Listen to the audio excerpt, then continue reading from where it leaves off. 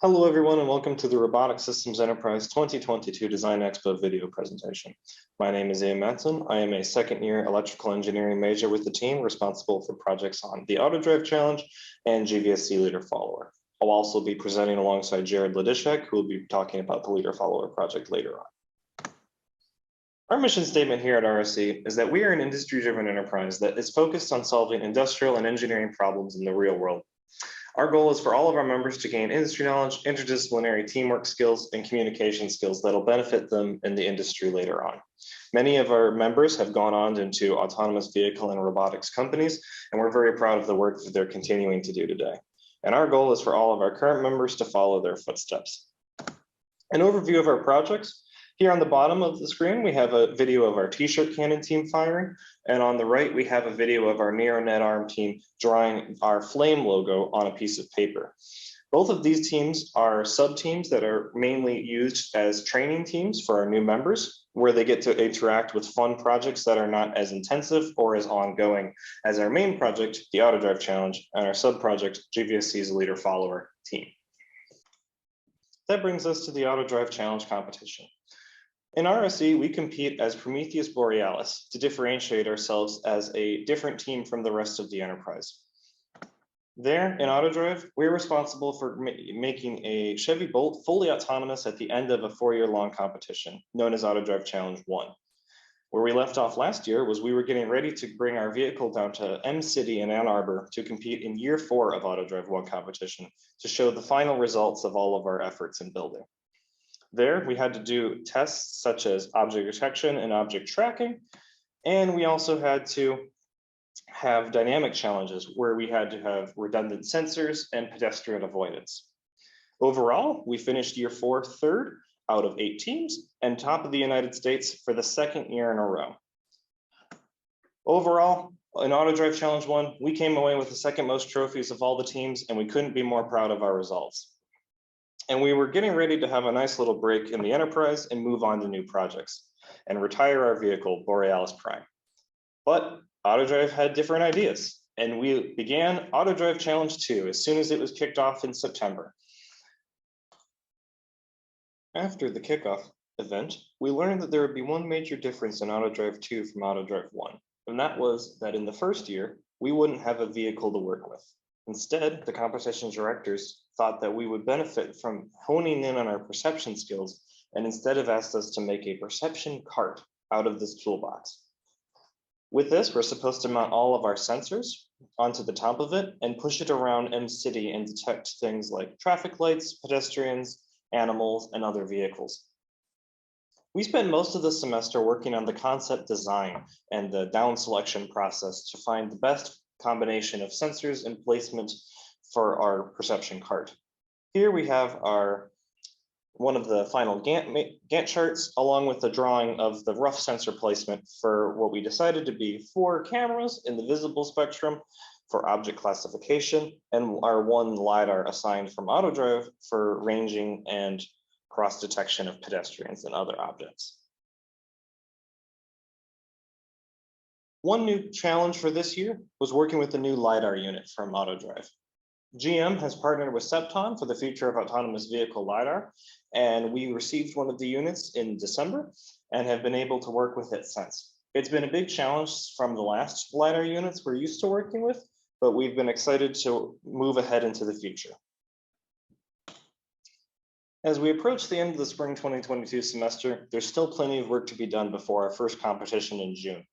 We need to wrap up the sensor placements and mounts for the cameras and the LiDAR unit that will be mounted onto the tool cart, as well as combine our separate perception algorithms that were developed by team members separately into one whole unit that will output the results to the competition judges. We also want to apply some vinyl decals to the cart to represent Michigan Tech and have a pretty design. And we'll be competing in M-City and Ann Arbor from June 6th to 12th to wrap up year 1 of AutoDrive II. All of this work is relevant for the future of the autonomous vehicle industry, as we're working on the forefront with all of our sponsors to work with the latest and greatest technology that will end up on commercial vehicles in the incoming years. Hello, I am J3016 with the Robotic Systems Enterprise Leader Follower team. I am a 4th year electrical engineer and computer engineering student. We are sponsored by the U.S. Army Ground Vehicle Systems Center to take on our leader-follower project. The goal of it is to have a manually operated leader have autonomous followers behind it so that they follow it autonomously, avoid objects, and stay as close to the path the leader took as possible. The goal of this is to replace transport operations in the military. So our project started off in the spring of 2020, where we started a simulation, and the original idea was to use stereo vision cameras to basically estimate the pose of our leader robot. And the leader robot has an AR tag, as you see in the top right image. And based off the pose of that AR tag, the cameras would capture the image and estimate the pose and follow from there. Then the following year, in spring 2021, we decided that our previous system was not robust enough and decided to revise the concept. In the end, the concept we went with was using GPS, IMU, and LiDAR for autonomous navigation and inter-vehicle communication for convoy navigation. As you see in this video, this was our first steps at getting our demonstration physical. We just have one robot not autonomously navigating around the Husky statue and avoiding any objects, or well, avoiding straying off its course. And it will keep going.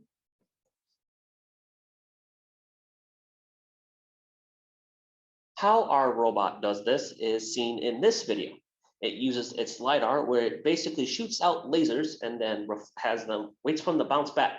And then it times that, and from that, it can get the distance from whatever object it hits, enabling it to basically see.